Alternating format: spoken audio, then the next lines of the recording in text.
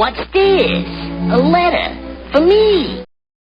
Welcome to another episode of Remember the Great Sports Through the Mail Thursdays. Today I'm going to share with you 3 recent returns that I got back in the mail and profile each of those individuals and their career in basketball. So we're going to jump right into this first one. This first one is a coach that probably found more success in the WNBA than he did the NBA, and that is former Dallas Mavericks head coach, along with the Orlando Magic, Richie Adubato. On 1, 2, 3, and 4, I was going through my early 90s commons out in the garage, and I decided to make stacks of the coaches. I actually decided to make a box for coaches, and then when I started finding different coaches, different cards for each coach, I decided to look them up and see if they signed, and that's where Mr. Adubato came into the equation. So let me tell you about Richie and his career in basketball. Richie Adubato was born in New Jersey, where he attended high school in East Orange, New Jersey, and then later went to college at William Patterson University, which is also in New Jersey. Well, after his playing career at William Patterson, he actually became a coach as an assistant coach at Uppsala College, which is also in New Jersey. Well, while he was at Uppsala, he caught the eye of another coach. This was Dick Vitale, and when Dick Vitale made the move to the NBA as the Detroit Pistons coach, he actually was an assistant under Dickie V at Detroit. Well, Dickie V was let go, and after he was let go, he actually replaced Dick Vitale as the head coach for the Detroit Pistons from 1979 to 1980 as the interim coach. Well, his time with Detroit wasn't much better than Dickie V's, as he had a 12-58 record in his lone season with Detroit. Well, after that, the Pistons decided to let him go. He would resurface back on the East Coast again as an assistant coach with the Knicks from 1982 to 1986. He would then move to the Dallas Mavericks as an assistant after the 86 season with the Knicks, and from 86 to 89 he would be an assistant with the Mavericks, and then he was named the coach for the Dallas Mavericks in the 1989-90 season, and in his first year coaching the Mavericks, he actually made the playoffs. He compiled a 42-29 record, finishing third in the Midwest Conference that year. However, they lost in the first round of the playoffs during that playoff series. Well, going into 90-91, the Mavericks slipped even further down, and they finished the year with a 28-54 record. 91-92, they only won 22 games under Richie's tenure. Going into the 92-93 season, Richie got off to a very, very, very, very poor start with the 92-93 Dallas Mavericks. And after a 2-27 record, he was let go by the Dallas Mavericks in the 92-93 season. Well, after he was let go from the Mavericks, he signed on to be the Cleveland Cavaliers assistant coach. After that, for a season with the Cavs, he went over to the Orlando Magic as a assistant coach. In 1997, he was named the interim coach after the Magic let Brian Hill go, and he actually got them to a 21-12 record after Brian Hill's departure, but lost in the first round that year in the playoffs. Well, Richie decided to change things up a little bit. After his interim role at the Magic, he decided a couple years later to go sign on in the WNBA and coach the New York Liberty of the newly formed WNBA. Well, with the New York Liberty, his first season, he actually brought them to an 18-14 record and finished first in the East, but they eventually lost in the WNBA Finals. Well, the next year in 2000, he posted a 20-12 record and again lost in the WNBA Finals. So his third season now, he didn't get past the conference finals, and then in 2002, again lost in the WNBA Finals. So in 2003, he posted just a 16-18 record with the New York Liberty, and in 2004, he was let go after 16 games, posting a 7-9 record. Well, he didn't stay unemployed long in the WNBA, and actually signed on to coach the Washington Mystics in the 2005 season. Well, after the 2005 season with the Mystics, his first year there, he had a 16-18 record. In 06, he was 18-16. And then in 07, after an 0-4 start, he decided to resign as the head coach of the Mystics. So in total, Richie coached 367 games in the NBA, and he then was a coach for 250 games with a winning record of 134 and 116 losses in the WNBA.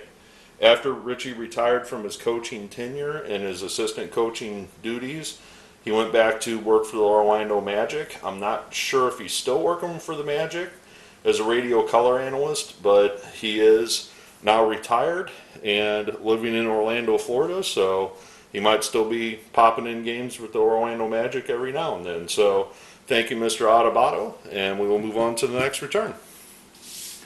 Okay, the next one is another legendary coach from that same era.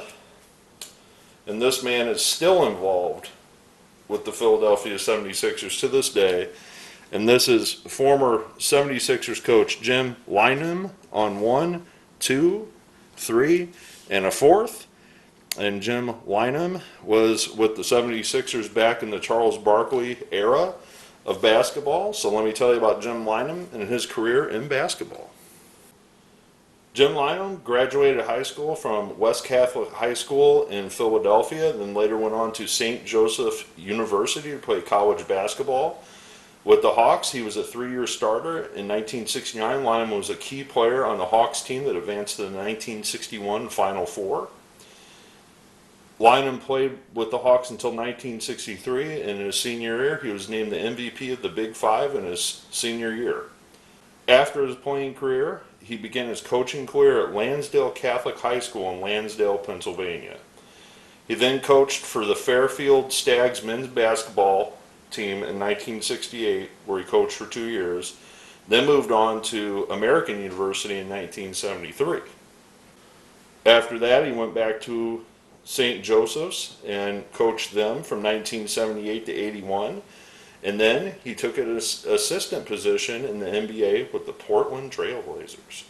From 1981 to 84, he was the Portland Trail Blazers assistant coach.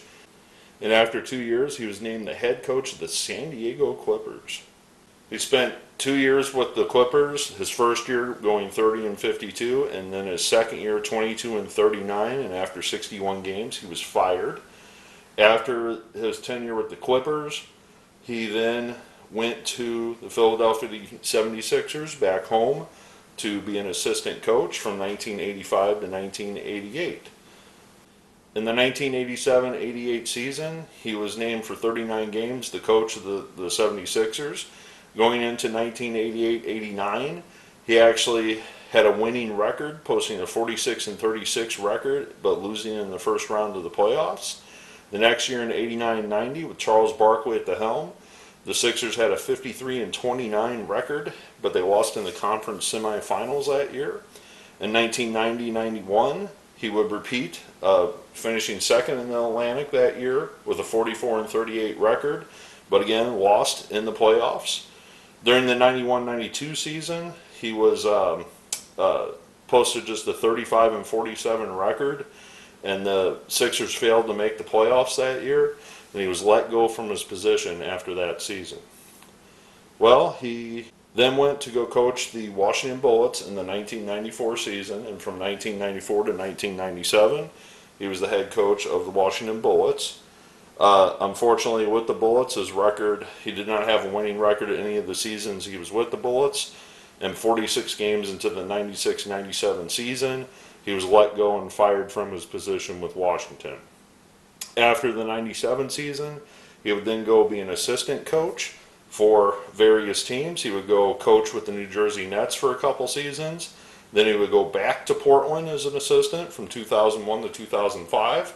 And then from 2005 to 2010, he would come back to the 76ers and be their assistant coach. So overall in his coaching career in college basketball, his collegiate basketball record was 115 and 118. He then went on to the NBA and coached in 720 career games and had 328 wins and 392 losses. The majority of that coaching was with the Philadelphia 76ers. After his career in coaching, Jim still to this day is involved with color radio broadcasts or television broadcasts of the 76ers. You can very commonly find Jim commenting on the current state of the 76ers on various podcasts and such on YouTube. So definitely just type in Jim's name and you'll be able to find him in 2024 still talking about his beloved 76ers. So I want to thank Jim for taking the time to sign his cards for me, and we'll move on to the last and final return. All right, so we're going to switch it up a little bit. It's still going to be basketball, but we're going to talk a player this time, not a coach. And this is a return from former Walt Williams, former King and Maryland Terrapin, and Toronto Raptor, Walt Williams. And Walt Williams was a pretty good ball player during his career in the NBA. Just kind of played for some pretty miserable teams in his career. He played for the Kings and the Toronto Raptors. So let me tell you about Walt Williams and his career in basketball. Maryland native Walt Williams attended high school in Temple Hills, Maryland, and then later went on to the University of Maryland from 1988 to 1992. He played forward/guard, standing at 6'8" tall, and he began his career at the University of Maryland, and during his time with Maryland as a senior, he averaged a school record 26.8 points per game, 5.6 rebounds a game, 3.5 assists a game, and 2 steals a game. He scored 20 or more points in 19 straight games and actually broke Len Bias's single-season point total record for Maryland, chalking up 776 points as a senior. Well, the Sacramento Kings saw Walt Williams as their 1992 draft pick in the 92-93 draft. He went 7th overall, and this was the draft that had Shaquille O'Neal, Christian Laettner, Robert Horry, to name a few in it. He went on to actually play 11 years in the NBA. And he always, one of the things, unfortunately the card doesn't show it, but I'll show a picture of Walt. He always would wear his socks to his knees because of his favorite boyhood idol was George Gervin. His first year in the league, Walt in 92-93, Walt was thrown right into a pivotal role with the Kings. As a starter, he only started 26 games that season, but he averaged 17 points a game his rookie season in the league. The following year, however, he was primarily used as a bench player, and his numbers went down a little bit at 11.2 points per game.